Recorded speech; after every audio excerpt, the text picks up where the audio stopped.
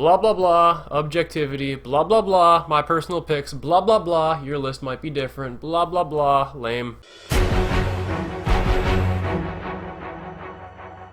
Man Called Ove. This is a foreign film based off of a book. I believe it's from Sweden. It's entirely in a different language, so if you don't like subtitles, you're not gonna like it. But it is about a grumpy old man in a little gated community where they have like the rules, and he's like the only one in that community who like wants the rules. He's like the neighborhood chairman, and his wife died, and he's super depressed, and he keeps trying to kill himself, and it's a story of him, and it's told through flashbacks, and it's very funny, it's very touching, and it's about a grumpy old dude. No superheroes or dancing or singing, but great movie.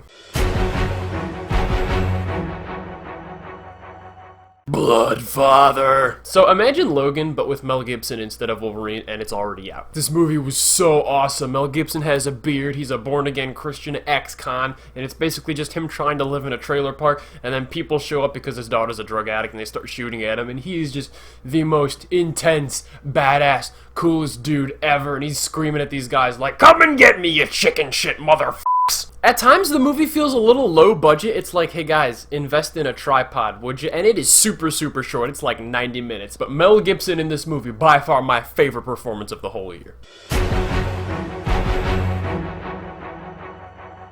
X-Men Apocalypse has a slow start. X-Men Apocalypse has some unfinished CGI. X-Men Apocalypse has a few cheesy bad lines. But Oscar Isaac as Apocalypse was a great villain. The character arc with Magneto is fantastic, and this movie has some of the best scenes in it of the whole year. Just because it's not as good as Days of Future Past doesn't mean it's a complete piece of trash. Sully. Very clean, very well directed, very acted, very nice looking movie, very professionally made movie.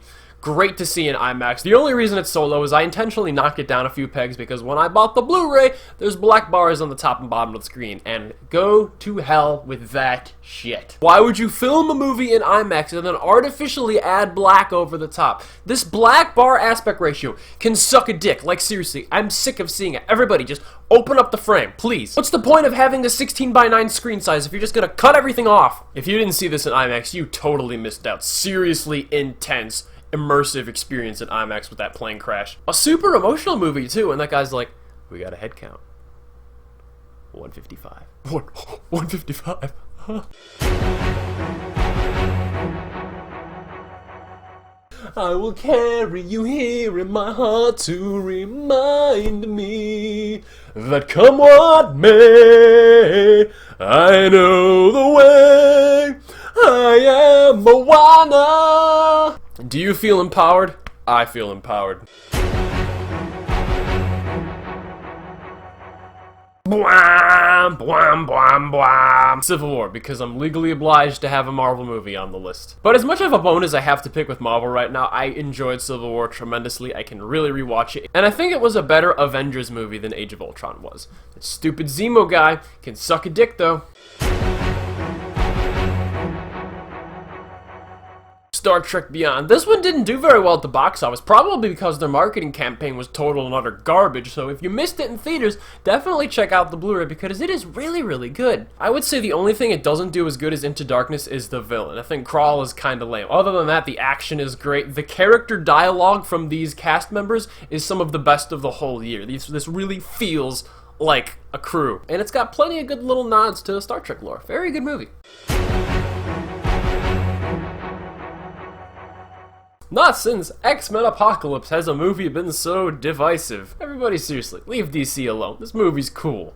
This movie's really cool. A few bad jokes, exposition-y lines on a lame ending do not in any way negate the awesome cast member performances we got, some of the sweet action sequences, a fantastic soundtrack, a very good-looking movie, and more Batfleck. Batfleck is always a plus. Come on, guys. It's good. Like it.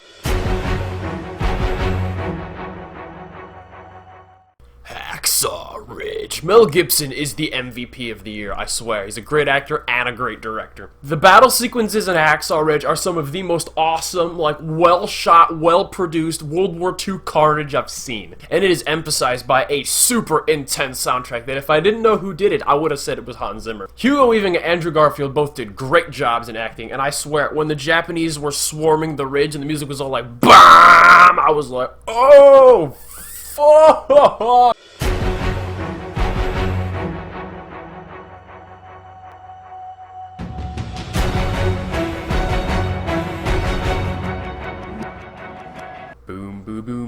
boom, boom, boom, boom, boom, boom, boom, boom, boom, boom, boom. Now, what's stupid is that people are starting to pull away from La La Land now that it's gotten 14 Academy Award nominations. Did it deserve all those? No. Is it going to win them all? Definitely not. But I think La La Land is still the best movie of the year. It made me more emotional than anything else. Emma Stone is adorable. She stole my heart. She stole America's heart. It's very refreshing to see a romance done well in a movie for once. Choreography for the dance scenes is really well done. Has the best soundtrack of the year, easy, far and away. That reminds you that there's a woodwind section. It's like, oh yeah, not everything has to be organ music and boahs. No offense to Hans Zimmer, I love you.